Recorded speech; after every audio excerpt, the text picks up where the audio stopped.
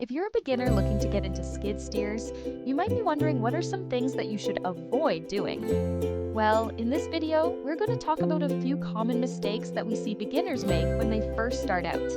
And hopefully by the end of this video, you'll be able to avoid those mistakes and stay safe while you're operating your skid steer. Now, the first thing that we always tell beginners to avoid is to never operate a skid steer on public roads. Now, there are several reasons for this. First and foremost, most skid steers are not street legal.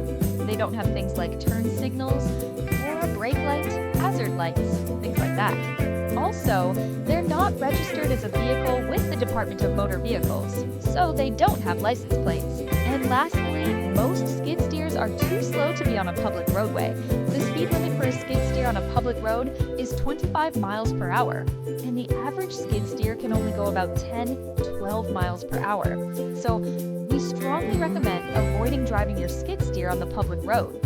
Another thing that we see beginners do is they try to use their skid steer to push something that's too big for it. Now, every skid steer has a certain weight capacity that it can lift at a certain height. And if you go over that weight capacity, you run the risk of tipping over your machine. Now, this is especially true when you're trying to lift something at a height. As you lift something up in the air, you want to keep the load as close to the center of the machine as possible. If you have a large material or an oversized material, you want to make sure that you have a spotter to help you place that material down, because you can't see over the back of the machine.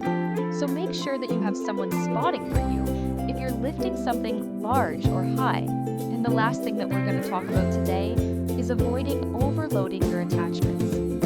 Now, every attachment that you put on the front of your skid steer is going to have a certain power rating that it can lift at a certain height. And if you overload that attachment, again, you run the risk of tipping over your machine. Now, most of the time, the attachments are rated to lift more than the actual machine itself can lift. However, if you have an extremely heavy bucket or you fill it to the brim, you can overload that attachment and tip over your machine.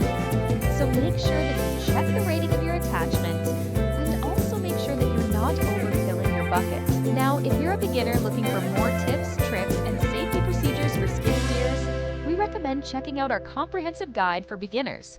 We have several videos available. You can find them on our channel, but make sure that you subscribe so you don't miss any new videos.